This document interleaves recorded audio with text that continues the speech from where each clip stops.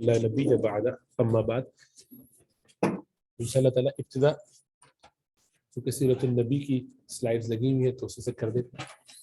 سیرت النبی اللہ کے رسول صلی اللہ علیہ وسلم کی سیرت ہم نے اس کا کچھ ابتدائی تذکرہ کیا تھا پچھلے ہفتے، جو ہماری پہلی کلاس تھی، اس میں تعارفی کلاس، اور ان شاء اللہ تعالیٰ اس کتاب کا باقاعدہ آغاز کرتے۔ کتاب جس سے ہم پڑھیں گے اس کا نام ہے سیرت مصطفیٰ، سیرت المصطفیٰ۔ یہ اصل میں 4 حصے ہیں، لیکن اب اس میں انہوں نے ایک ساتھی چھائے کر دی، چاروں کو ایک ساتھ جگہ کر دیا تو زیادہ بہتر ہے اس لحاظ سے۔ یہ حضرت مولانا محمد ادریس کاندھلوی، کاندھلا انڈیا کے، ان کی یہ تصنیف ہے۔ حضرت کی پیدائش 1899 کی ہے اور 74 میں انتقال ہوا ہے، 1974 میں، 1974 میں ان کا انتقال ہوا ہے۔ یہ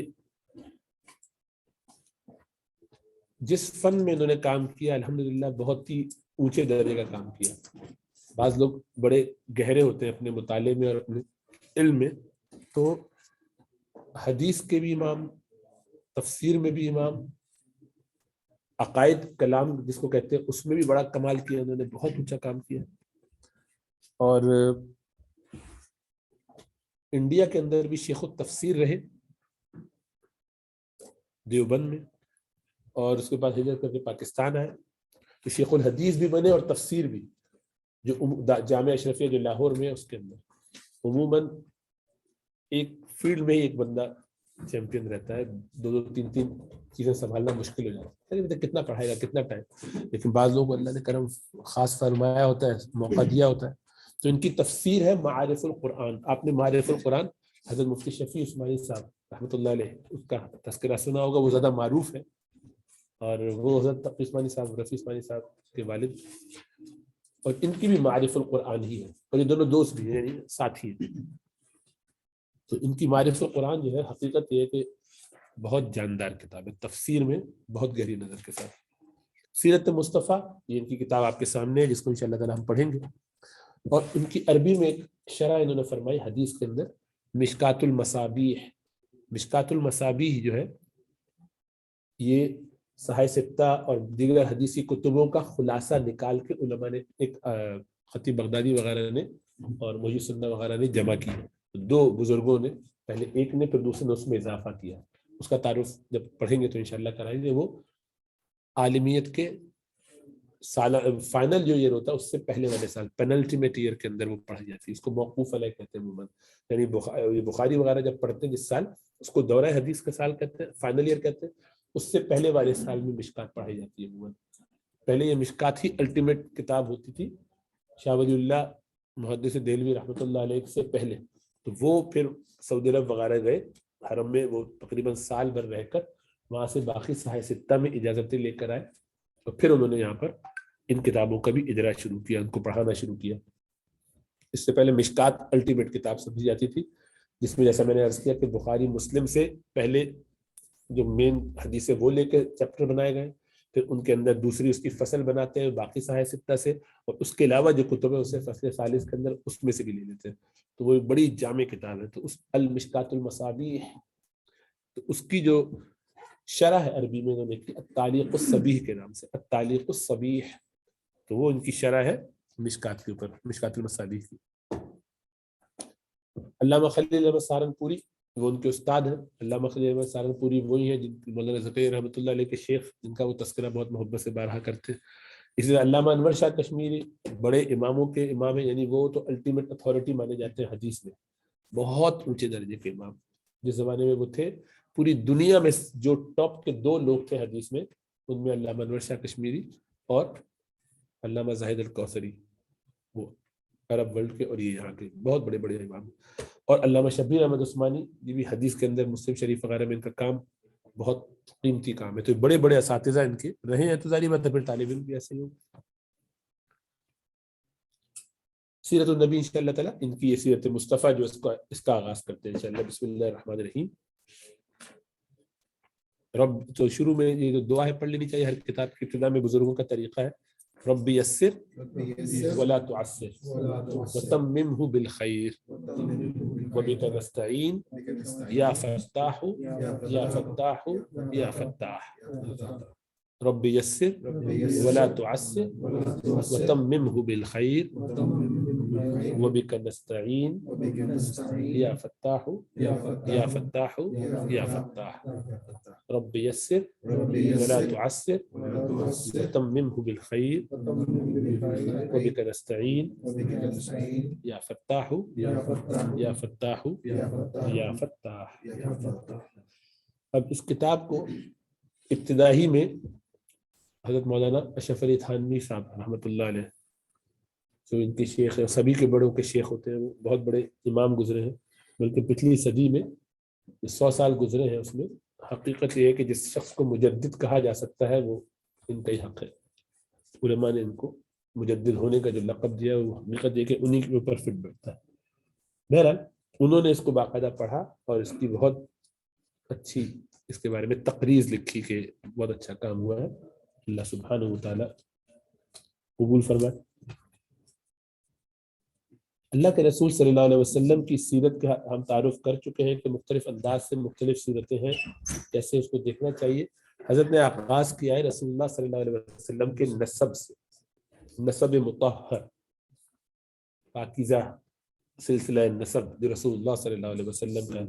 میں نے آپ لوگوں کو اس کی آپ صلی اللہ علیہ وسلم کی نسب کے بارے میں ایک سلائیڈ گروپ میں ڈالی تھی، تو اس کو کوشش کریں گے تھوڑا سا کر کے یاد کر لیں۔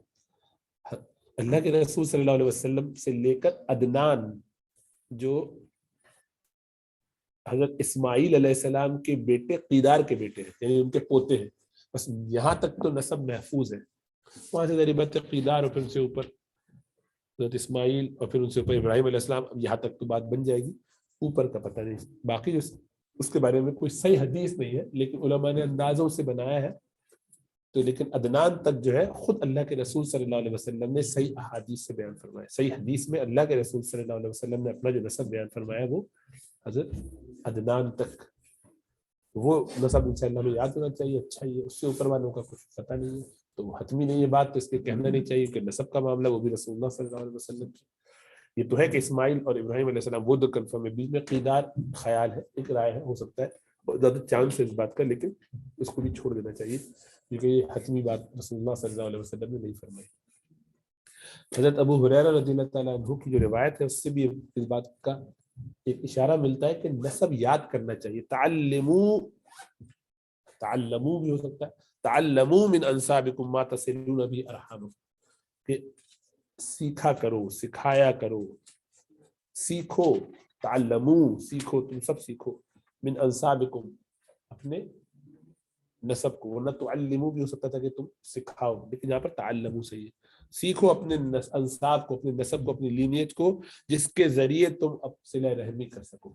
صلہ رحمی اسی وقت کی جائے گی جب پتہ ہوگا کہ رشتہ دار کون کون کہاں کہاں کنبے کے قبیلے کے لوگ ہیں، اس لیے جاننا چاہیے۔ اس کی بہت کوتاہی ہونے لگی ہے، اب ہمیں اپنے والدین کے اوپر دادا سے اوپر کا بھی نام نہیں پتا ہوگا اکثر لوگ، پر دادا تو اس سے اوپر تو آپ میں سے کوئی کہے گا تو مجھے یقین بھی نہیں ہے کہ آپ صحیح بتا رہے، تو کل یہ حالات ہو چکے ہیں۔ تو بہت خطرناک بات ہے کہ ہمیں اپنے انساب کا پتہ نہیں۔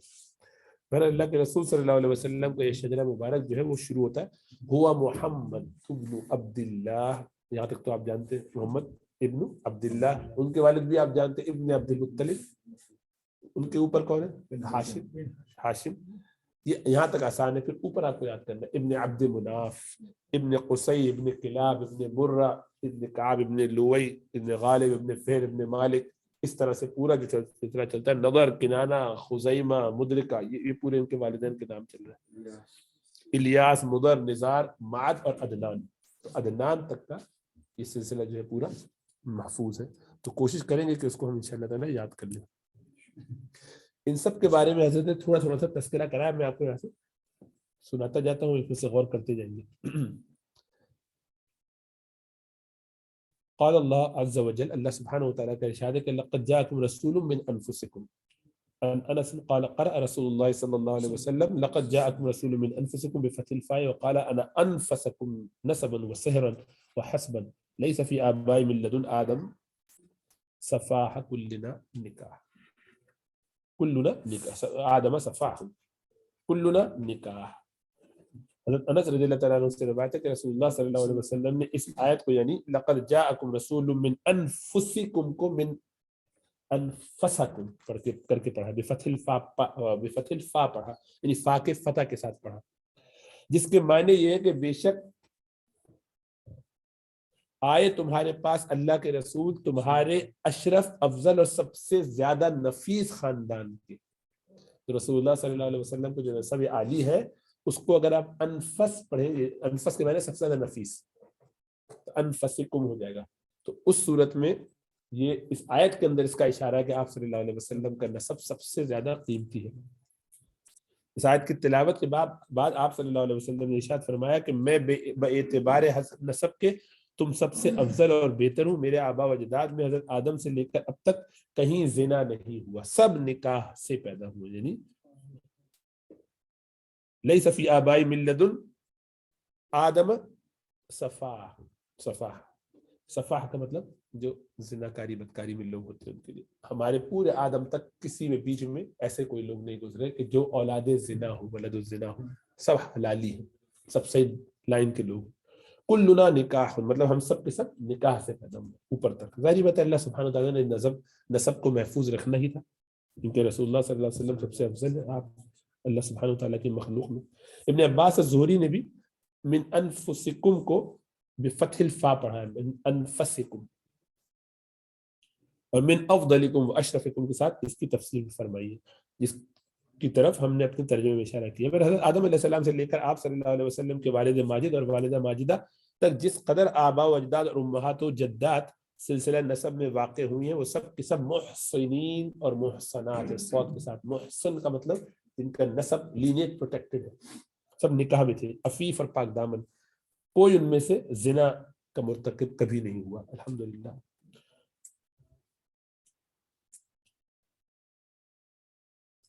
اسی طریقے سے جب منافقین نے ام المومنین حضرت عائشہ صدیقہ رضی اللہ تعالیٰ عنہ پر تہمت لگائی تو حق جل شانہ نے صدیقہ بنت صدیق کی براءت میں سورہ نور کی 10 آیتیں نازل فرمائی. ان میں ایک یہ بھی تھی وَلَوْلَا إِذْ سَمِعْتُمُوهُ قُلْتُمْ مَا يَكُونُ لَنَا أَن نَتَكَلَّمَ بِهَذَا سبحانك هذا بہتان عظیم، کہ کیوں نہیں سنتے ہی تم لوگوں نے کہہ دیا کہ سبحان اللہ یہ بہتان عظیم ہے، ہم اس میں لب کشائی نہیں کر سکتے. ہمیں ایمان والوں کے بارے میں، اچھے لوگوں کے بارے میں، ان کے نسب کے بارے میں کبھی کوئی تان کرے، کوئی برائی کرے تو فوراً سے توبہ استغفار رک جانا چاہیے. ہمارے اس میں بڑا مسئلہ آج کل پیدا ہو گیا، کسی اچھے سے اچھے آدمی کے بارے میں کوئی برائی سنتے ہیں تو کہتے ہیں اچھا وہ بھی ایسے نکلے، ہم تو سمجھتے بڑے اچھے، کیسے دھوکے باز ہوتے ہیں لوگ، پتہ ہی نہیں چلتا. یہ بہت خطرناک بات ہے. اس کے بارے میں آپ کو اوورآل معلوم ہو کہ وہ بندہ نیک ہے، آپ کو معلوم ہو کہ وہ بندہ کرپٹ نہیں ہے، وہ معلوم ہے کہ وہ اس کا کردار جیسا آپ کے سامنے ہے جتنا ہو سکتا ہے، اس میں کوئی آدمی آ کے کوئی بات کہے اس کی بات کو قبول کرنا یہ آپ کے ایمان کے لیے خطرہ ہے. اللہ سبحانہ وتعالیٰ نے بڑی شدت سے اس پر رد کیا قرآن میں کہ مومنوں کے لیے جائز نہیں ہے. فرمایا کہ اگر ایسا نہ ہوتا اور اگر اس پر 4 گواہ نہیں لائے تو پھر ان کو الٹا پکڑا جائے گا. یہ اللہ نے کرم فرما دیا، اللہ کی رحمت نہ ہوتی تو تمہیں اس پر دنیا اور آخرت میں عذاب دیا جاتا. کہ کسی پر تہمت لگانے کا کیا انجام ہے، وہ خطرناک انجام ہے. 4 عینی گواہ ہونا چاہیے کسی کے اوپر کوئی بھی بری بات.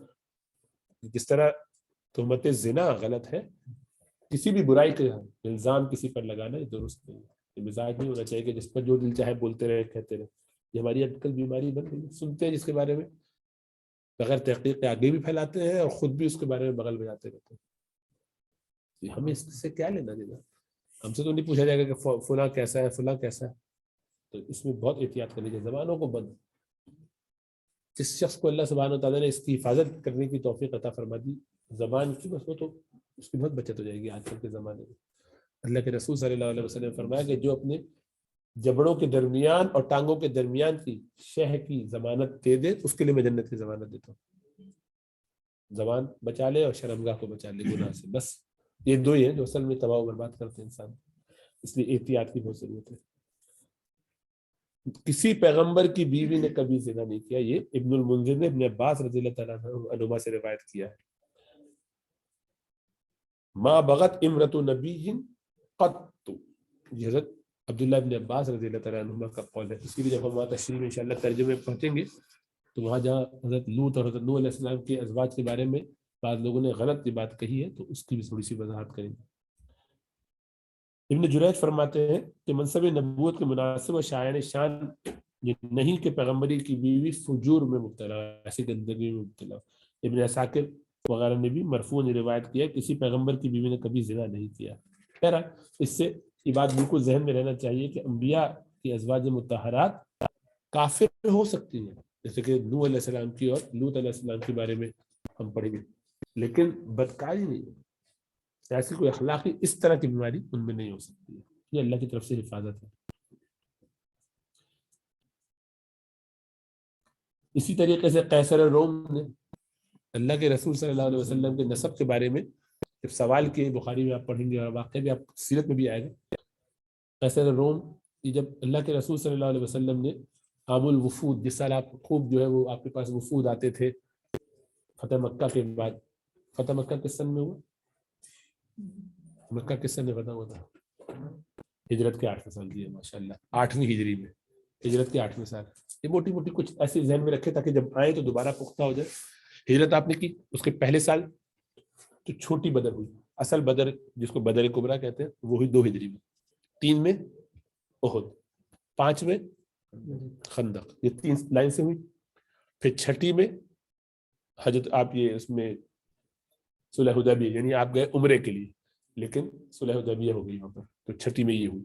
7वीं में आपको, उसके बाद 7वीं में आपको उम्रतुल क़ज़ा करना पड़ा, उसी में खबर फतह हुआ, लेकिन बाद में यदि उम्रतुल क़ज़ा क़ज़ा करनी पड़ा था, उम्र जो पिछला वाला नियत करके गए थे इहराम से बाहर निकल आए तो अगले साल फिर लौटाना पड़ा। 8वीं में फिर फतह मक्का। 9वें में आपने हज के लिए भेजा हजरत अबू बकर सिद्दीक को, हज फतह हुआ, तो उस साल में, इस साल में क्योंकि अभी सुलह हुदैबिया हो गई, मक्का फतह हो गया, तो आपने खूब जो है वो लश्कर इधर उधर दौड़ाए, बहुत सारे हर जगह सरदारों को खतूत भी लिखे फतह सुलह हुदैबिया के बाद से, 7वें से और उसके आगे से। तो उनमें कैसर रोम जो था उसके पास हिरकल, उसके पास भेजा, तो वहां सवालात जो उन्होंने किए हैं तो उसमें यहाँ तस्करा आया, तो वो ये सही बुखारी की रिवायत है, बड़ी खूबसूरत रिवायत है तफसील से। तो हजरत जब पहुंचे तो अबू सुफियान वहां मौजूद थे, उसका मुसलमान नहीं हुए थे वो, ये फतेह मक्का से अभी 8 से पहले, क्योंकि 7वीं हिजरी का वाक़या है।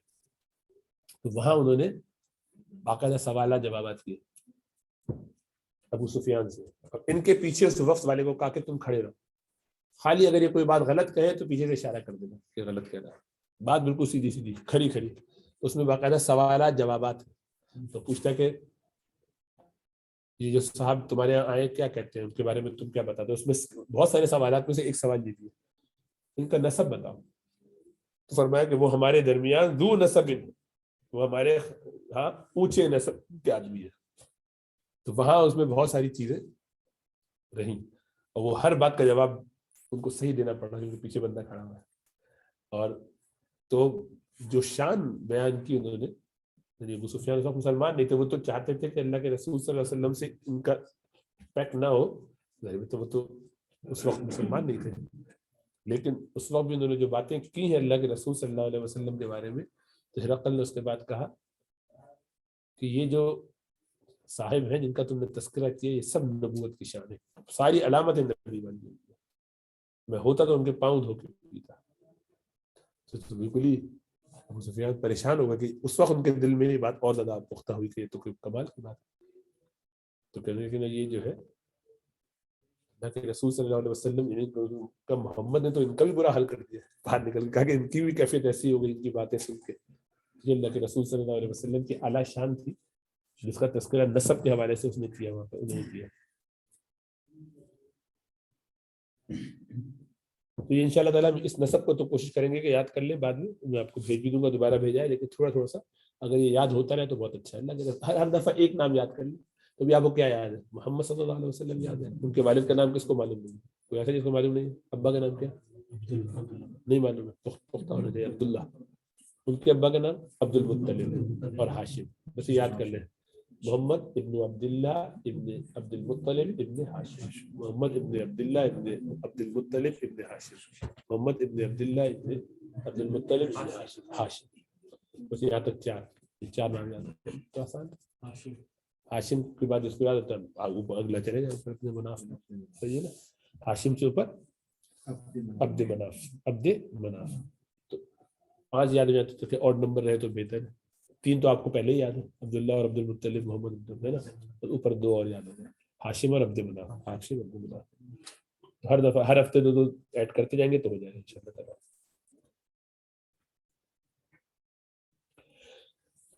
پھر حضرت نے جو تذکرہ کیا ہے ان تمام بڑے لوگوں کا اور ان کے بارے میں چھوٹی چھوٹی سی کچھ باتیں بتائی ہیں، تو میں ہلکا سا ان کا خلاصہ آپ کے سامنے پیش کر دیتا ہوں. سارا تفصیل سے نہیں پڑھتا کیونکہ اس میں وقت لگے گا، اور لیکن خلاصہ خالی آ جائے. سب سے اوپر عدنان. تو عدنان کے بارے میں فرمایا کہ یہ حضرت اسماعیل کے پوتے ہیں قیدار کے واسطے سے، تو قیدار ان کے والد ہیں. اللہ کے رسول نے فرمایا کہ مضر اور ربیعہ وغیرہ کو برا مت کہو، وہ سب اسلام پر تھے. تو وہ آگے جو مضر آئیں گے ان کا بھی نام لے کے آپ نے باقاعدہ کہا. اسی طریقے سے معد، ان کے جو بیٹے عدنان کے بیٹے معد جو ہیں وہ بڑے بہادر تھے، اور اسی طریقے سے وہ بنی اسرائیل سے ان کی جنگیں ہوئی، یہود سے اس زمانے کے، اور انہوں نے ان کو ہرایا کئی دفعہ. اور ان کا لقب ابو نزار تھا اس لیے کہ ان کے بیٹے کا نام نزار ہے.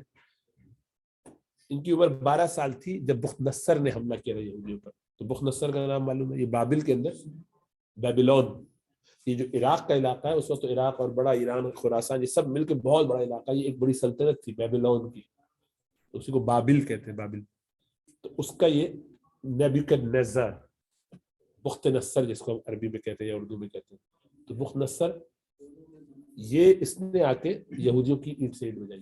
وہ آیا یروشلم اور اس نے کئی ہزاروں کو قتل کیا، کئی ہزار کو غلام بنا کے اپنے ساتھ ملین کے قریب لے کے چلا گیا. یہاں سے پیدل لے کے گیا، ان کو گھسیٹتا ہوا اپنے غلام بنایا، سب کو برے حال میں رکھا، یا ان کی کتابیں جلا دی، ان کے پاس کوئی کتاب بچی نہیں تھی. تو یہ اس وقت 12 سال تھے، معد جو تھے اس وقت 12 سال، ذریعہ یہ تو نہ یہود میں سے تھے نہ ان میں سے تھے، تو مکہ اس طرف کے تھے. تو حضرت جیرمیہ، یہ تو جرمایا جن کو کہتے ہیں، جرمایا نام سنا ہوگا نا، یرمیہ ہمارے حساب سے یرمیہ ان کا نام. تو جو یرمیہ نبی ہے، یہ ان کو جو ہے وہ باقاعدہ اللہ سبحانہ و تعالیٰ کی طرف سے، یعنی ان کو یہ نبی تھے، اور ان کو یہ کہا گیا، ان کو یہ وحی ہوئی کہ آپ براق پہ سوار، اپنی سواری پر سوار کر کے معد کو چھوڑ کے آئیے ان دشمنوں سے بچاتے ہوئے. تو طبری کی روایت ہے، تفسیر طبری میں، تاریخ طبری میں یہ لے کر آئے ہیں کہ ان کو باقاعدہ لے جا کے واپس چھوڑ کے آئیے، یعنی اس مشکل جو حالات میں وہ اتفاق سے قریب میں ہے تو پھنسے نہیں، تو سیف کر کے لے کے جائے، تو سیف ہیون ان کے لیے کریٹ کیا کہ بچاتے مل گئی. پھر وہ شام لائے گئے اور وہیں ان کو بڑھایا گیا، ان کی پرورش بھی شام میں ہوئی تاکہ اس پورے فتنے سے وہ بچے رہے. ابن سعد وغیرہ کی روایت ہے. نزار، یہ جو ان کے جو بیٹے ہیں نزار، تو اس کا ایک نظر سے بعض لوگ کہتے ہیں یہ ہے جس کے معنی ہے کہ ریئر، کم ایسا بندہ انیوزول، نایاب، یونیک. ان کے بارے میں کہا جاتا ہے کہ ان کے ماتھے پر اتنا روشنی اور چمک ہوتی تھی کہ وہ نور نبوت تھا، یعنی وہاں سے اللہ کے رسول صلی اللہ علیہ وسلم کا نور تھا جو ان کے ماتھے پہ چمکتا تھا، اور لوگ اس کی وجہ سے ان کو پہچانتے تھے، یعنی سمجھتے تھے کہ یہ کوئی خاص ہے. اس کی وجہ یہ کہ ظاہری بات ہے، ہم آدم علیہ السلام سے لے کے اب تک ہم سب اپنے باپوں سے کنیکٹڈ ہیں، کمر سے لے کے، اسی لیے ڈی این اے اگر چیک کریں گے تو اوپر تک مل جائے گا. تو وہ اوپر سے لے کے نیچے تک جو ہے وہ جو لینیج ہماری بنتی ہے، وہ اس سے ہمیں تو نظر اس لیے نہیں آتی کہ ہماری آنکھیں بھی خراب ہیں اور ہم ایسے گندے کثافت والے لوگ ہیں، لیکن اللہ سبحانہ و تعالیٰ کی طرف سے وہ ایک کنیکشن موجود ہوتا ہے. تو ان کے ماتھے پہ وہ نظر آتا تھا، لوگ دیکھتے تھے، پہچانتے تھے اس کو، یہ نثار جو تھے. اور بچپن سے، اسی لیے جب ان کی پیدائش ہوئی تو ان کے ابا نے زبردست دعوت کا انتظام کیا. علامہ سہیلی نے روح الانف میں یہ بات لکھی ہے. اور وہ اپنے وقت کے سب سے زیادہ خوبصورت انسان سمجھے جاتے تھے، دبلے پتلے اور کمزور بہت تھے، لیکن اسی لیے بھی نزار ان کا نام ہے. نزار کا مطلب نحیف و نزار سنا ہوگا، اردو میں کہتے ہیں نحیف و نزار، کمزور. اسی طریقے سے ابھی بھی ان کی قبر مدینہ میں ہے، ذات الجیش جو جگہ ہے ادھر، اس کے قریب میں ان کی قبر موجود ہے. تو یہ ہے نزار. اچھا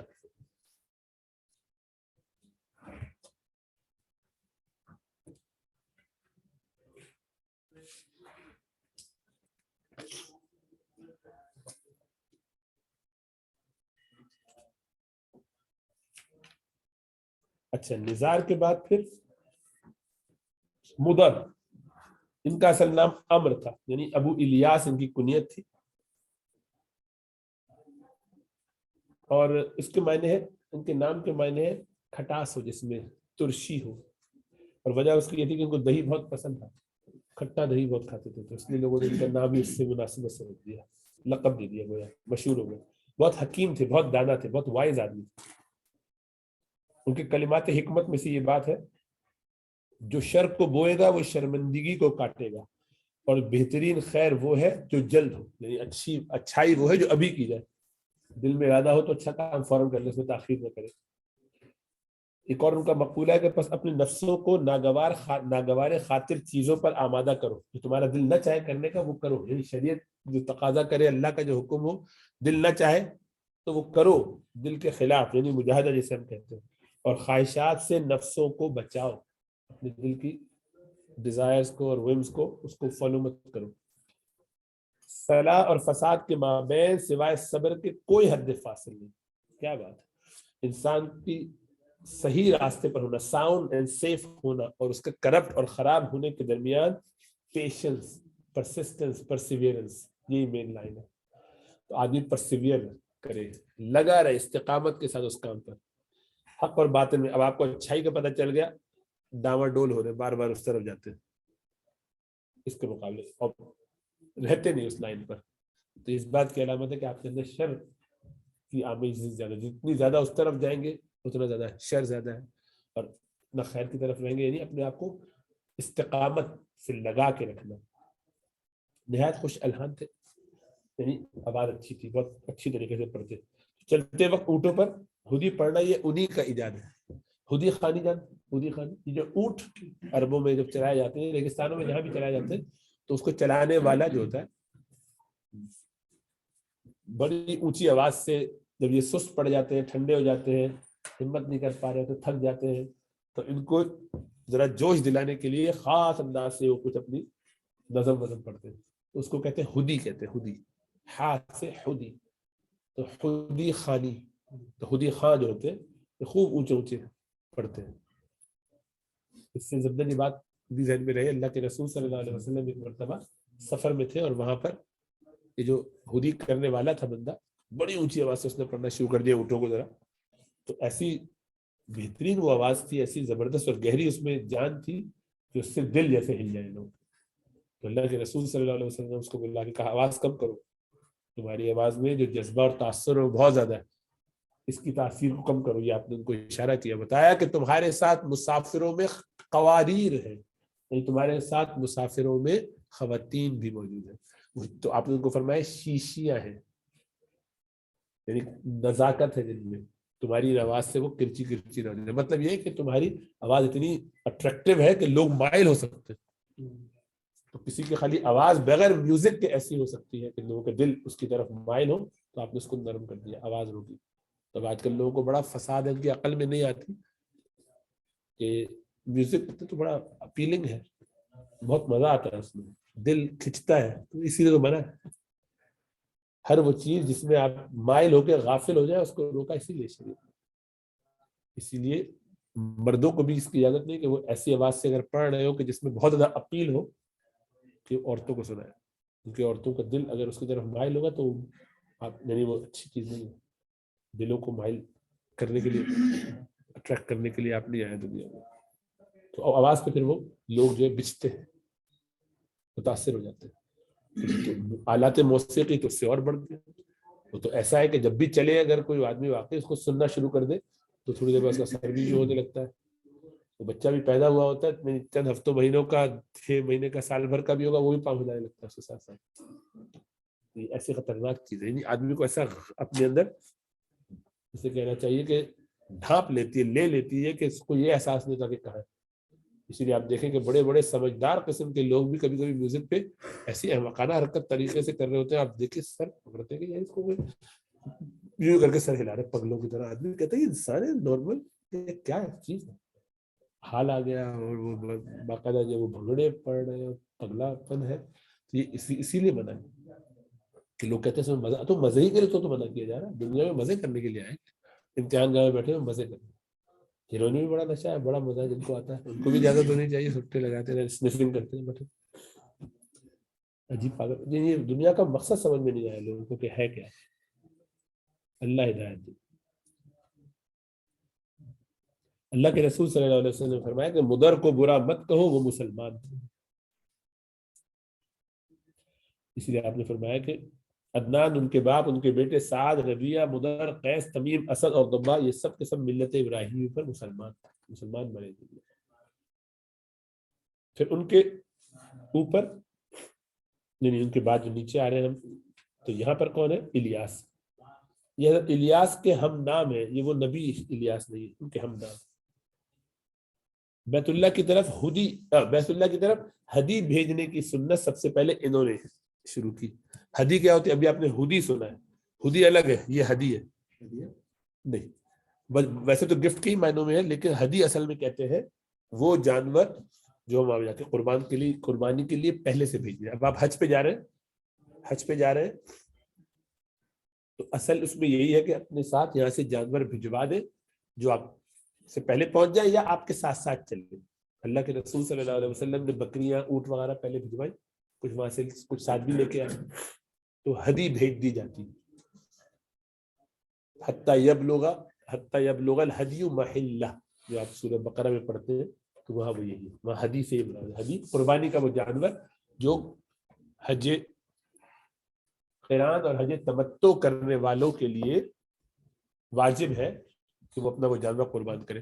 اب تو ہم وہیں سے لے لیتے ہیں, لیکن اصل اس میں یہ ہے کہ اپنے ساتھ ہٹا کے لے کے جائیں, اپنے ہی جانور لے کر جائیں, ساتھ لے جائیں یا بھجوا دیں. پہلے خود جہاز پہ آ رہے تو ان کو پانی کے جہاز سے بھجوا دیا, مثلا ٹرک پہ بھجوا دیا. لیکن اب تو خیر یہ سب نہیں ہوتا, وہیں سے مل جاتا ہے. لیکن پرانا طریقہ یہ تھا کہ پہلے سے بھجوا دی جاتے تھے, یا کیونکہ ان کو ٹائم لگے گا, ہم اپنا اونٹ پہ بیٹھ کے آ جائیں گے تو اونٹ ذرا تیزی سے پہنچ جائے گا. بکریاں ہیں چھوٹی چھوٹی, کمزور ہیں, تو ان کو آرام سے وقفے سے کر کے تھوڑا ریسٹ کروا کے پہنچا دیتے تھے یا ساتھ لے جاتے تھے. تو یہ ہدی بھیجنے کا جو سلسلہ ہے یہ انہوں نے شروع کیا تھا, الیاس نے. ان کے بارے میں آتا ہے کہ یہ اپنی پشت میں نبی اکرم صلی اللہ علیہ وسلم کا تلبیہ حج سنا کرتے تھے. ان کو تلبیہ ان کی کمر سے سننے کو ملتا تھا, اور ان کو اس وقت یہ بتا دیا تھا, ان کو کچھ اندازہ تھا اس کا کہ وہ نبی جو میری نسل میں آنے والے ہیں یہ ان کا تلبیہ وہ پڑھ رہے تلبیہ میرے. یہ بھی کہا جاتا ہے کہ نبی اکرم صلی اللہ علیہ وسلم نے ارشاد فرمایا کہ الیاس کو برا مت کہو, وہ مومن تھے. علامہ زرقانی فرماتے ہیں کہ مجھ کو اس حدیث کا حال تو معلوم نہیں کہ یہ حدیث کس پائے کی ہے, لیکن بہرحال یہ ایک حدیث ہے, مطلب یہ کہ ہو سکتا ہے ضعیف ہو, بہت موضوع بھی ہو سکتی ہے, لیکن بہرحال قرین قیاس ہے, کیونکہ سبھی آپ کے نسب میں اونچے اونچے لوگ تھے. مدرکہ ان کے اوپر, یعنی اوپر سے مراد میں اس طرف آ رہا ہوں, نان سے نیچے کی طرف آ رہے ہیں نا ہم لوگ, جیسے لکھ رہے ہیں. عمر ان کا نام تھا, بعض ان کا نام عامر بھی بتایا ہے. ادراک سے مشتق ہے, تو ہر قسم کی عزت اور رفعت کو حاصل کر لیا تھا, اس لیے ان کو مدرکہ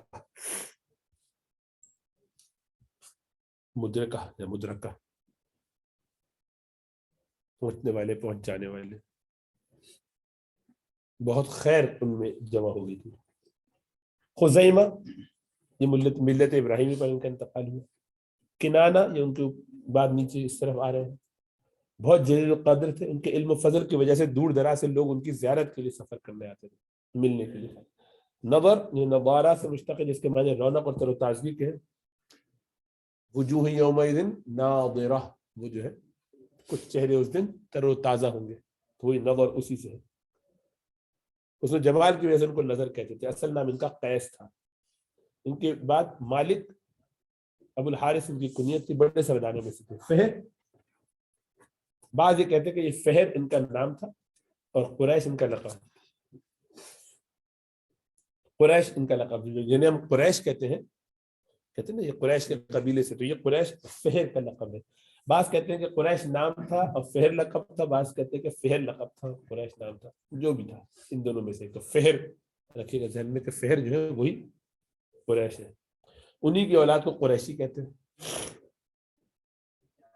اور جو ان کی اولاد سے نا ان کو کنانی کہہ دیتے اوپر کہ وہ کنانی ہے، اور بعض علماء کہتے ہیں کہ قریش نظر بن کنانہ کی اولاد کا نام ہے۔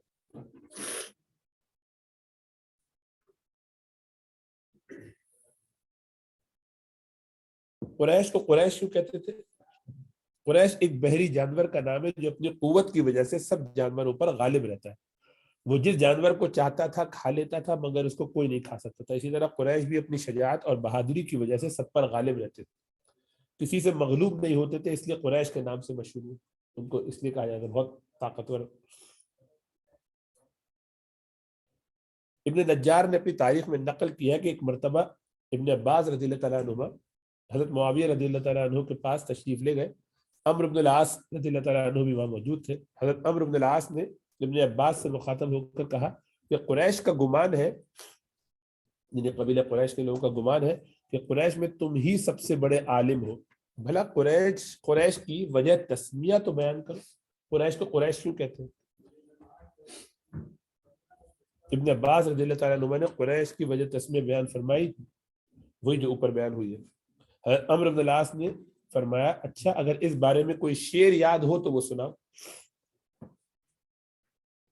تو اس کے بارے میں ابن عباس رضی اللہ تعالیٰ عنہ نے شمرخ بن عمر حميري کا وہ شعر سنایا جو انہوں نے لکھا ہے کہ وَقُرَيْشُ هِيَ الَّتِي تَسْكُنُ الْبَحْرَ، قریش ایک جانور ہے جو دریا میں رہتا ہے، بِهَا سُمِّيَتْ قُرَيْشُ قُرَيْشًا، اسی کے نام پر قبیلہ قریش کو قریش کہا جاتا ہے۔ تأكل الغث والسمين ولا تترك لذي الجناحين ريشا، وہ جانور جو دبلے پتلے اور موٹے، وہ جانور جو دبلے پتلے اور موٹے جانوروں سب کو کھا جاتا ہے، کسی کو نہیں چھوڑتا۔ هكذا في البلاد حي قریش، اسی طرح قبیلہ قریش شہروں کو سرعت کے ساتھ کھا جاتا ہے، یعنی قابو میں اپنے حصے میں لے لیتا ہے، بہت طاقتور ہے۔ یأکلون البلاد اکلا کمیشا ولہم آخر الزمان النبی، اور اسی قبیلہ قریش سے آخری زمانے میں ایک نبی آنے والے ہیں۔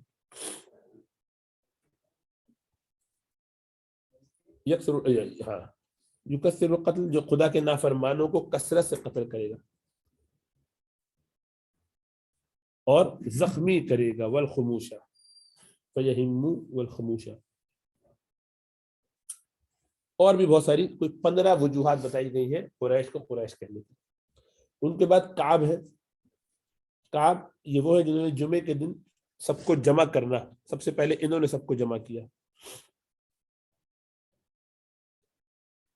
کعب بن لوئی جمعے کے دن لوگوں کو جمع کر کے خطبہ پڑھتے، پہلے خدا کی شان بیان کرتے، آسمان اور زمین اور چاند سورج یہ سب اللہ نے بنائے ہیں بیان کرتے، پھر نصیحتیں کرتے، صلہ رحمی کی ترغیب دیتے، اور یہ فرماتے کہ میری اولاد میں ایک نبی ہونے والا ہے، اگر تم ان کا زمانہ پاؤ تو ضرور ان کا اتباع کرو۔ اور یہ ان کا شعر ہے کہ کاش میں بھی ان کے اعلان نبوت کے وقت حاضر ہوتا جس وقت قریش ان کی اعانت سے دستکش ہو جاتے، یعنی ان سے ہاتھ روک لیتے۔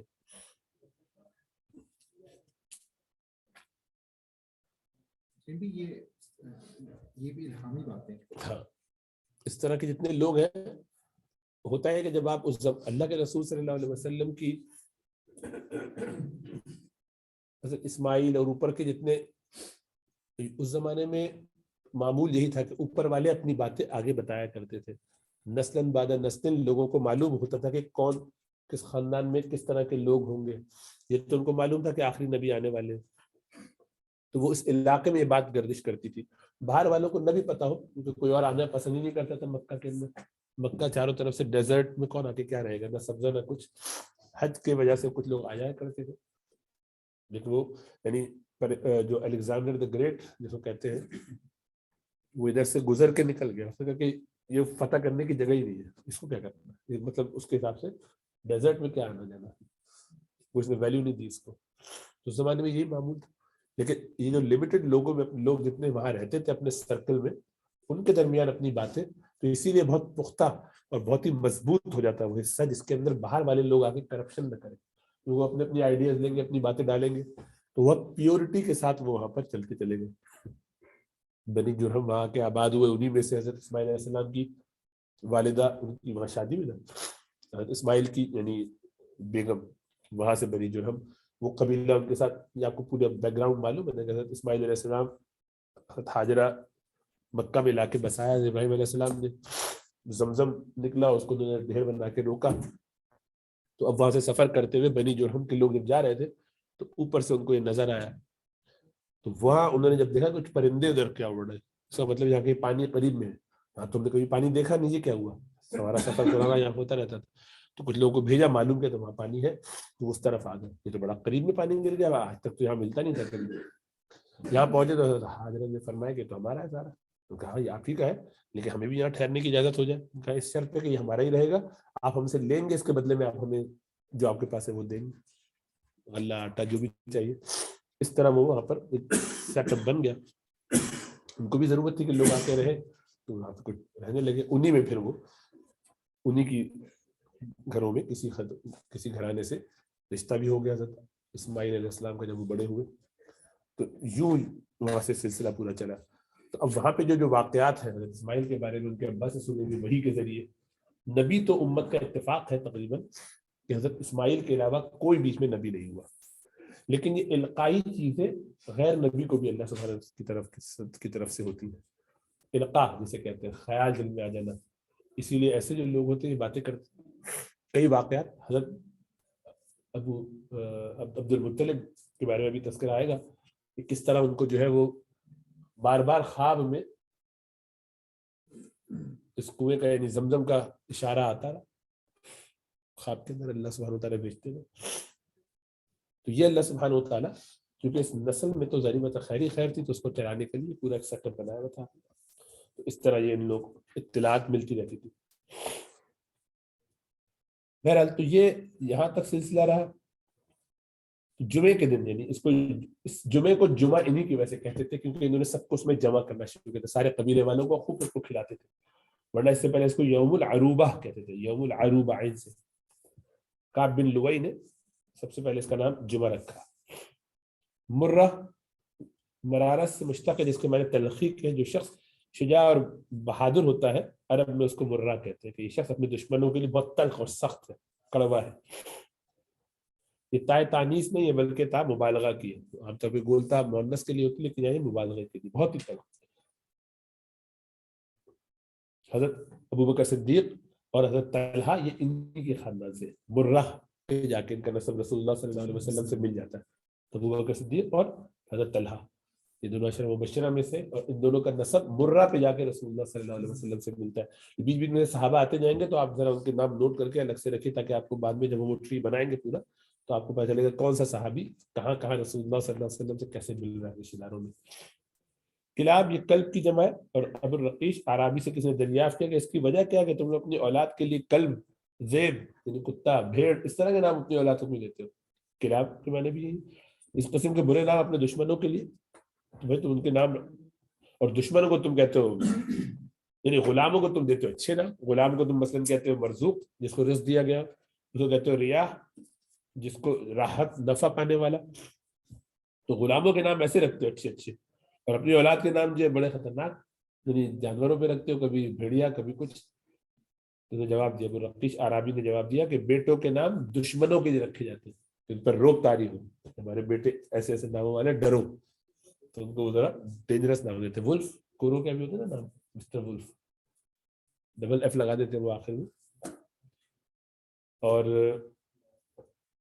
تو یہ فرمایا کہ بیٹوں کے نام دشمنوں کے لیے، غلاموں کے نام اپنے لیے رکھتے ہیں، یعنی غلام تو اپنی خدمت کے لیے رکھے جاتے ہیں بخلاف اولاد کے، وہ دشمنوں سے سینہ سفر ہو کے جنگ کرے گی، اس لیے ان کے نام یہ تجویز کرتے ہیں، ان کا طریقہ تھا۔ قصی، یہ قصی کا نام،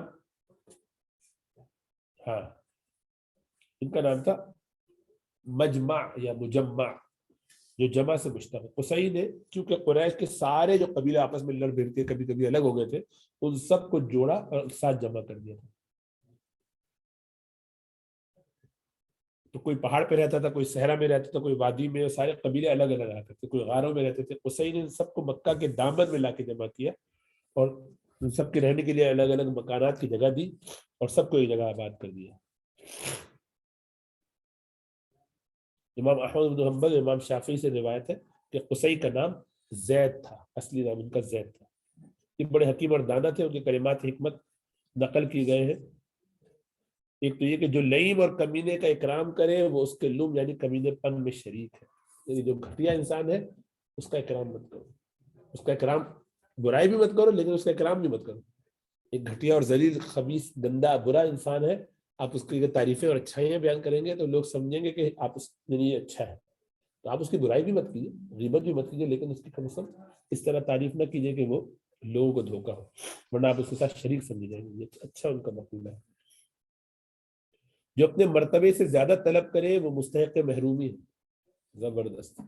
یعنی جو اپنی اوقات سے زیادہ طلب کرے تو اس کو چاہیے کہ اس کو محروم کر دیا جائے. اللہ کو چاہیے کہ اللہ سبحانہ تعالیٰ اس کو محروم کر دے، یہ اس کا نصیبہ ہے، یہ اس کے اپنے خود اپنے لیے ایسا چاہا گیا. یعنی دعا یہ بات نہیں ہے، کامن سینس کی بات ہے. جتنی اوقات ہے اس میں رہو. حاسد دشمن خفی ہے. حسد کرنے والے جیلس پرسن ہڈن اینیمی ہے. آپ سے حسد کر رہا ہے اندر ہی اندر، آپ کو پتہ نہیں چل رہا، آپ کے خلاف پلاٹنگ کر رہا ہے، بددعائیں کر رہا ہے، باتیں کر رہا ہے، تو آپ کو پتہ نہیں چلے گا. کھلا دشمن نہیں. اور مرتے وقت اپنے بیٹوں کو نصیحت فرمائی شراب سے پرہیز کرنا، وہ بدن کو تو درست کرتی ہے لیکن ذہن کو خراب کر دیتی ہے. تو اس وقت ان کو معلوم تھا کہ شاید کارڈیک ایفیکٹ جو پازیٹیو ہے شراب کے، میڈیکل سائنس کہتی ہے ماڈریشن میں پینے سے، آپ اس کا مطلب پینا کی اجازت نہیں ہے. دل کو تھوڑا سا سپورٹ کرتی ہے، ہلکا پھلکا. یہ بدماشوں کی تو یہ ایسی نکلنی کہا کہ بدن کو درست رکھتی ہے، ذہن کو خراب کرتی ہے. عرب میں قصی کو خاص اقتدار حاصل تھا، تمام لوگ ان کے مطیع فرمان تھے. قصی نے دارالندوہ کے نام سے ایک مجلس مشاورت قائم کی جس میں تمام اہم امور کے مشورے ہوتے تھے. نکاح اور ازواج اور جنگی مہمات کے متعلق بھی اسی مجلس میں مشورہ ہوتا تھا. تجارت کے لیے جو قافلہ روانہ ہوتا وہ بھی اسی مقام سے روانہ ہوتا. سفر سے واپس آتے تو اول دارالندوہ میں اترتے. گویا کہ دارالندوہ عرب کا باب حکومت اور پارلیمان تھا. حجابت، سقایت، رفادہ، دارالندوہ، لوا وغیرہ یہ سب قصی ان تمام مناصب کے منتہی یعنی تنہا علم بردار اور تمام مہم خدمتوں کے یعنی اہم خدمتوں کے مہم خدمتوں کے ذمہ دار تھے. ان کے بعد یہ منصب اور عہدے مختلف قبائل پر منقسم ہو گئے. وہ آگے جتنے بھی عہدے آئیں گے بھی تذکرہ ہوگا اگلے ہفتے، تو وہ جتنے بھی عہدے مختلف یہ سب قصی کی ابتدا ہے. ان سب پہ یہ انڈیویجولی سارے شعبے چلاتے تھے، اتنے سارے کام.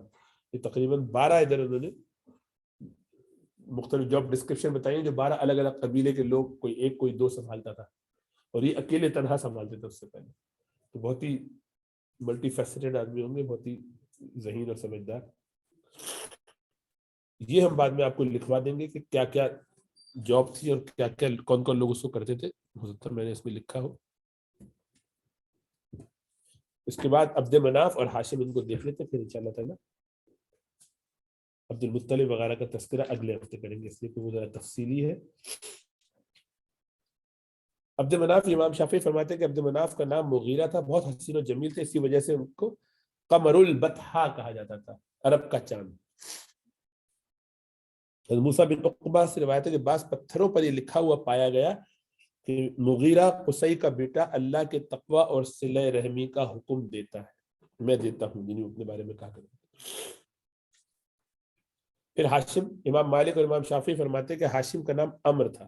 مکہ میں قحط جب تھا تو ہاشم نے شوربے میں روٹیاں چور کر کے توڑ کے اہل مکہ کو کھلائی. قحط تھا، کسی کے پاس کچھ نہ، جو ان کے پاس انہوں نے اپنے طور پر انتظام کیا، سب کو سالن اور روٹی اس طرح سے کھلایا، تو اسی لیے ان کا نام ہاشم. ہاشم وہ جو روٹیاں شوربے میں ڈبوئے اور ڈبو کے کھلائے لوگوں کو، اس لیے ان کا نام ہاشم ہو گیا. ہشم کے معنی چورا چورا کرنا.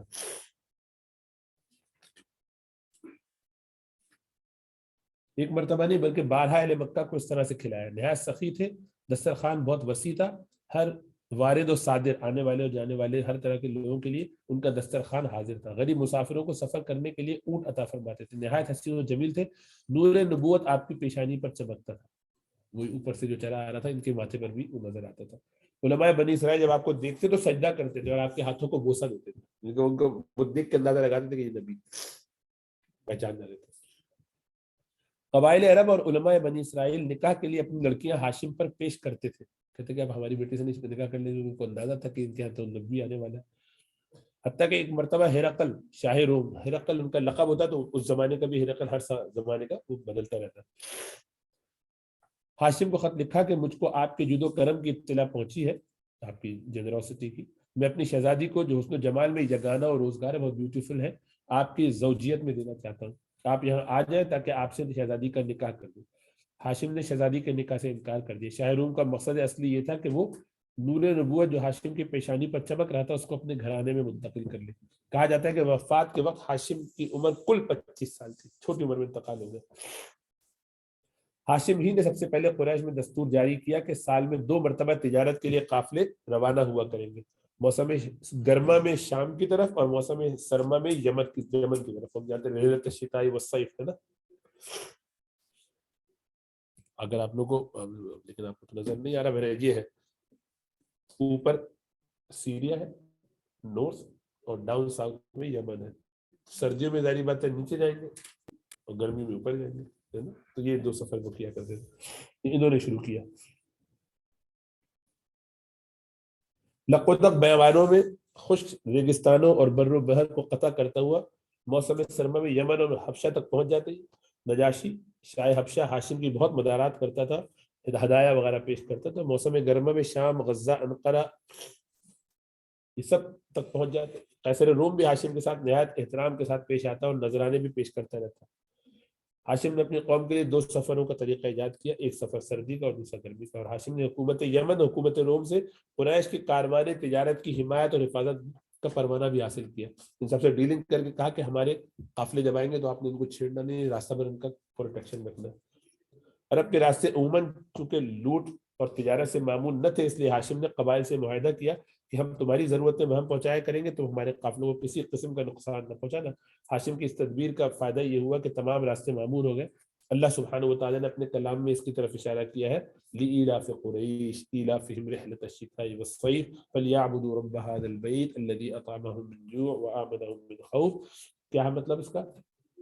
یہ قریش کی جن چیزوں کو جو وہ پسند کرتے تھے اس کے لیے ان کا کیا تھا، ان کی محبت کی چیزوں میں سے، پسندیدہ چیزوں میں سے یہ تھا جسے وہ مانوس جسے وہ پسند کرتے تھے، کیا؟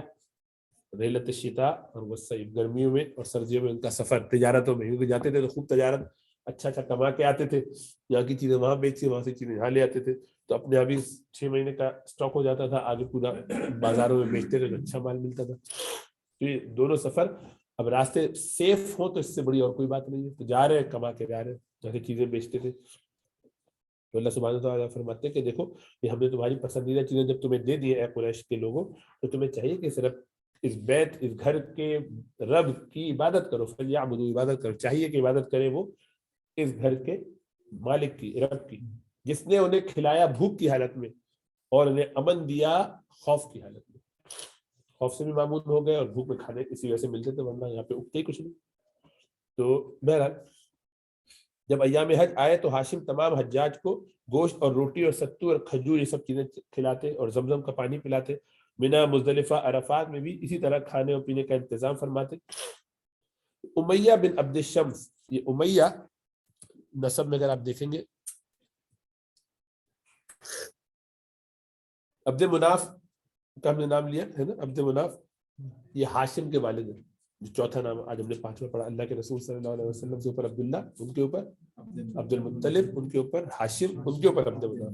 یہ جو عبد مناف ہے ان کے 2 بیٹے تھے، عبد الشمس، ایک طرف عبد الشمس اور ایک طرف ہاشم. تو ہاشم عبد الشمس جو ہے نا، وہاں ان کی ایک اولاد ہے امیہ.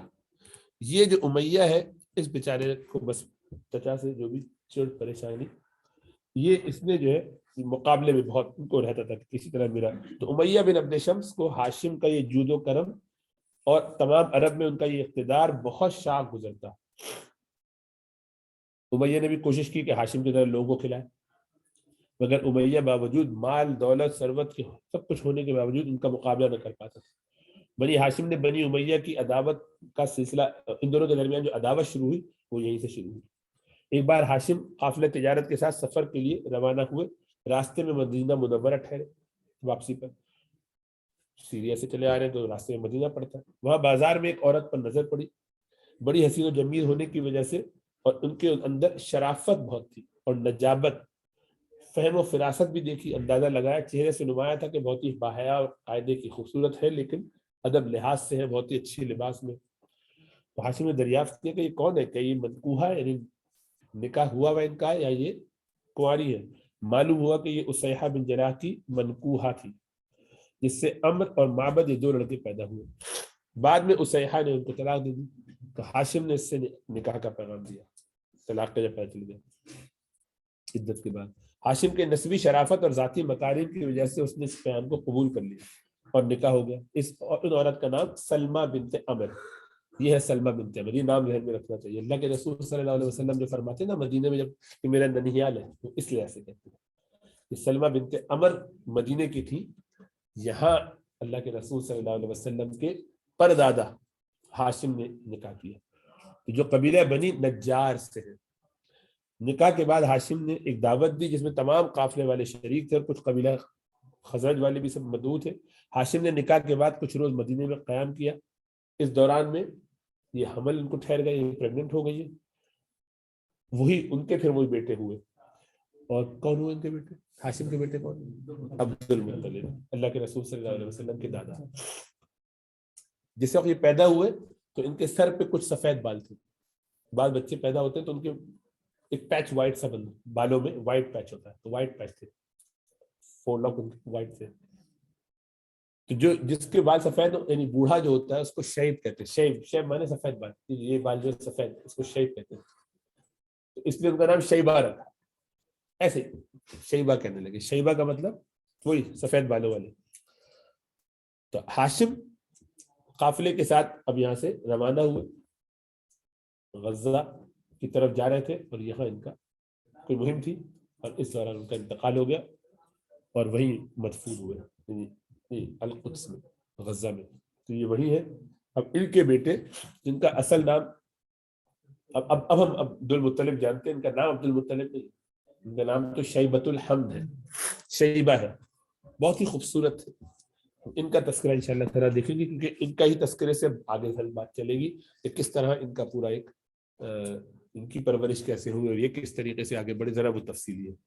اتنی دیر میں ان کا ہوا, اتنی دیر میں ان کا ہوا, اور پھر وہاں سے آگے چلیں گے ان کی اولاد میں, اور وہاں سے کس طریقے سے اللہ سبحانہ و تعالیٰ نے سلسلہ نبوت چلایا ہے. ٹھیک ہے, یا تو کوئی بات ایسی ہے جو سمجھ میں نہ آئی, جو آسان بات ہے, مشکل بات ہے, کچھ چیزیں یاد نہیں رہیں گی, کوئی مسئلہ نہیں, یاد بات نہ رہے. 2 سوال اس میں. ایک تو یہ کہ یہ جو سلمہ بنت عمر ہے, یہ اسی کی وجہ سے نبی کے سنت جو سیکنڈ بیت العقبہ ہوئی تھی وہ ذکر کیا تھا, یعنی کہ وہ نہیں, بیت عقبہ تو ظاہری بات ہے وہ, ہاں ہاں ہاں ہاں, اس وجہ سے کہا تھا کہ میں بھی تم میں سے ہوں. ہاں, ایک تو یہ وہ بیت عقبہ پہ نہیں کہا تھا, وہ اصل میں کہا تھا فتح مکہ کے وقت, جب مکہ سے آپ واپس جانے کی بات ہو رہی تھی. فرمایا اب میں تمہارے ساتھ ہوں. نہیں, وہ تو ہجرت کر چکے تھے. وہاں حکمت یہ تھی کہ چونکہ آپ نے فرمایا کہ اب میں ایک دفعہ مکہ چھوڑ چکا ہوں تو واپس یہاں نہیں آؤں گا, تو مدینے والوں کو یہ غم جو ہوا تھا وہ ہوا تھا. یہ جس سوال کی طرف اشارہ کر رہے ہیں, وہ اللہ کے رسول صلی اللہ علیہ وسلم نے جب فتح مکہ ہو گیا تو فتح مکہ کے وقت میں بہت اونٹ, بہت ریوڑ, بہت کچھ مال آیا. تو آپ صلی اللہ علیہ وسلم ظاہری بات ہے مکہ آئے تھے 8 سال کے بعد, یعنی صحیح سے, اس سے پہلے تو ایسے نکالے گئے تھے, تو 6 سال آنے کی کوشش کی, وہ بھی نہیں آ سکے, واپس جانا پڑا, صلح حدیبیہ ہوئی. اس کے اگلے سال 3 دن کی خالی اجازت ملی 7 ہجری میں. اتنا لمبا سفر کر کے 3 دن کے لیے خالی کہا اجازت دی مکہ والوں نے. اس میں پورا اپنا طواف کیا, عمرہ کیا, 3 دن کے بعد واپس. تو صحیح سے تو آگ کے لوگوں سے ملاقات ہو ہی نہیں سکی. یہ 8ویں ہجری میں جب آپ فتح مکہ کے طور پر آئے تو اب یہ آپ کی زمین, اب یہ آپ کا قبضہ اس پر ہو گیا. اس پہ اتنا مال آپ کو ملا, اتنا کچھ, جو اسی کے فوراً بعد پھر بنی حوازن کے ساتھ واقع ہوا, طائف ہوا, یہ سب بھی فتح ہو گیا. تو مسلمان بہت خوشحال ہو گئے. تو اب جو مکہ والے آئے تو ان کی تالیف قلب کے لیے, دلوں کو نرم کرنے کے لیے اللہ کے رسول صلی اللہ علیہ وسلم نے خوب ان کو مال دیا. ان کو 100 اونٹ, فلاں آ رہے ان کو 50 اونٹ, ان کو 70-80 اونٹ, 1-2 نہیں, 1-2 کی تو بات ہی نہیں چل رہی ہے, 100 اونٹوں کی بات ہو رہی ہے. تو اس طرح آپ نے جب لوگوں میں مال تقسیم کیا تو مکہ والوں میں سے جو لوگ تھے وہ تو سب لائن میں آتے تھے اور لے جاتے تھے. مدینے والے بالکل اب سائڈ میں ہو گئے تھے ظاہراً, ظاہری بات ہے کہ وہ تو اللہ کے رسول صلی اللہ علیہ وسلم کے ساتھ آئے تھے, ٹرینڈ تھے, مؤدب طریقے سے اپنے سائڈ میں بیٹھے. اللہ کے رسول صلی اللہ علیہ وسلم مکہ والوں میں اپنے رشتے دار خاندان والے پرانے لوگ ہیں, انہیں کو دے رہے ہیں, ان سے زیادہ نظر تو نظر یہ آ رہا ہے کہ ذرا سا ایک اللہ کے رسول صلی اللہ علیہ وسلم کی کچھ فیور والی بات ان لوگوں کے ساتھ ہو رہی ہے, اور آپ کر ہی رہے تھے فیور, اس لیے کر رہے تھے کہ ان کے دل جیت رہے تھے, تو ابھی نئے نئے دن میں آئے. مدینے والوں کے ذہن میں یہ ہے کہ اللہ کے رسول صلی اللہ علیہ وسلم, اس کا مطلب ہے اب ہمارے یعنی ہمیں چھوڑ دیں گے, اب یہاں مکہ میں بس جائیں گے, آپ تو اتنا خوش ہیں, اتنا انجوائے کر رہے ہیں, آپ کو اتنا اچھا لگ رہا ہے, آپ کو اتنا مزہ آ رہا ہے, یعنی ابھی انہیں لوگوں میں ہے, ہم تو یہاں اپنے ٹینٹوں میں ادھر کناروں میں, ہمارے ٹھکانے بھی نہیں. ایسا ذرا خیال آیا, ایک دو لوگوں نے تذکرہ کیا, تو ان میں سے بعض لوگوں نے یہ بھی دیکھا کہ بھائی یہ تو سارا کا سارا بیت المال, وہ جو کیا کہتے ہیں مال غنیمت ہے, یہ سارا بھی تقسیم ہو کے ختم ہو رہا ہے, کچھ بچا تو ہے نہیں, تو مدینہ والوں کو تو کچھ نہیں ملنے والا ہے. اس میں سے ایسے کہتا نہیں انسان, لیکن ہر انسان کو امید تو ہوتی ہے, جب ہم آئے سارے ساتھی ہیں پورے اس میں. تو ان کو یہ تھا کہ اب تو اللہ کے رسول صلی اللہ علیہ وسلم بھی یہاں رک جائیں گے, اپنے لوگوں میں ہی وہ ہو گئے ہیں, اور ہمیں اب واپس جانا ہے, تو چلو ٹھیک ہے. تو کچھ لوگوں کو دکھ ہوا, غم, کسی نے کہا نہیں, ایسی آپس میں ایک کا دکھا جو بات کر لیتے نا, یار اللہ کے رسول تو ہمیں پوچھ ہی نہیں رہے, یعنی مراد دیکھے ہم تو اگنور ہو رہے ہیں. اگنور انہوں نے ہونا فیل کیا, بعض لوگوں نے ایسے کہا نہیں, یہ الفاظ نہیں تھے, میں خالی سمجھانے کے لیے کہہ رہا ہوں, ہوگا نا نیچرل, یہ ایک رسپانس تھا. اللہ کے رسول صلی اللہ علیہ وسلم کو کہیں سے اطلاع ملی, تو آپ نے جمع کیا انصار کو, اور سب کو ساتھ بٹھایا, اور کہا کہ اے انصار, تم اس طرح سے سوچ رہے ہوگے, اور خدا کی قسم تم میں سے کوئی بتائے اور کہے اپنے بارے میں, یعنی تم اپنے بارے میں کہو, اور خدا کی قسم تم سچ کہو گے, تم یہ کہو کہ اے نبی صلی اللہ علیہ وسلم, آپ ہمارے پاس ہجرت کر کے آئے, ہم نے آپ کو ٹھکانہ دیا, ہم نے آپ کے ساتھیوں کو ٹھکانہ دیا, ہم نے آپ کے لیے جانیں دی, ہم آپ کے ساتھ لڑے, ہم نے اپنے دل آپ کے لیے قربان کر دیے, آپ کے لوگوں نے آپ کو چھوڑ دیا, ہم نے آپ کے لیے پورے اپنے گھر بار سب کچھ کھول دیے. آپ نے فرمایا خدا کی قسم تم صحیح کہو گے. تو تمہیں نظر یہ آ رہا ہوگا کہ میں ان کو دے رہا ہوں, تو اے مدینے والے, کیا تم اس پر راضی نہیں ہو کہ یہ سارے دنیا کی مال لے جائے اور تم اللہ کا نبی لے جاؤ؟ وہ سارے کھل گئے, بالکل ہی خوشی سے جھوم اٹھے کہ آپ ہمارے ساتھ واپس جائیں گے, ہم تو سمجھ رہے تھے کہ آپ یہاں رک جائیں, پھر آپ جو دینا ہے ان کو دے دیں, اگر آپ ہمارے ساتھ ہیں تو ہمیں کچھ نہیں چاہیے. ہم تو یہ سمجھ رہے تھے, یعنی انہوں نے اس کا اظہار کیا, خوب روئے, افسوس بھی, اور ان کو یہ تھا کہ ہم نے ایسا سوچنا نہیں چاہیے تھا, لیکن خیال نہیں, وہ فطری خیال ہے. ظاہری بات ہے کہ اللہ کے رسول صلی اللہ علیہ وسلم کوئی بھی جب کسی جگہ فاتح بن کے آتا ہے تو وہی ٹھہرتا, تو ان کو یہ غم تھا کہ ہم تو اللہ کے رسول صلی اللہ علیہ وسلم کے ساتھ وہاں سے آئے ہیں اس امید پر, اب یہ تو یہاں رک جائیں گے. ان کے گھر میں ڈیفالٹ یہ تھا, پوزیشن تو یہ ہوتی نا, اپنے گھر آ کے رک جاتے ہیں, مہاجر تو نہیں رہتے ساری زندگی. آپ نے فرمایا کہ کیا کچھ الفاظ آپ کے جو بھی ہیں اس میں آپ نے فرمایا کہ جینا بھی تمہارے ساتھ اور مرنا بھی تمہارے. الموت محیا محیاکم, اس طرح سے کریں کچھ الفاظ ہیں, واللہ اعلم, اس میں نہیں آ رہے. تو آپ نے فرمایا, وہ آئے گا اس میں واقعہ, کہ جینا بھی تمہارے ساتھ, مرنا بھی تمہارے ساتھ, تو اس کی فکر اب نہ کرو. پھر تو آپ کوئی ٹینشن نہیں لیجیے, خوش ہو گئے بہت زیادہ. وہ واقعہ الگ ہے, لیکن یہ یہاں جو تھا وہ آپ نے بیچ میں تذکرہ کیا کہ میرا ننیال ہے, وہ بھی آئے گا ایک آدھ دو جگہ پہ اس کا واقعہ. بہرحال یہ ہے ہمارے اللہ کے رسول صلی اللہ علیہ وسلم کے آبا و اجداد, ایک سے ایک بڑھ کر قیمتی, اور ایسا ہی ہوتا ہے, ماں باپ اوپر اچھے ہوتے تو نیچے آگے بہت نسلوں میں خیر چلتی ہے. یہ بات میں بار بار کہتا ہوں, آپ کو اگر اپنی اولاد کی فکر حقیقت میں ہے تو خود انسان بن جائیے, پھر دیکھیے اولاد میں کیسی خیر آتی ہے. اللہ سبحانہ و تعالیٰ خوب فضل فرمائے, کرم فرمائے.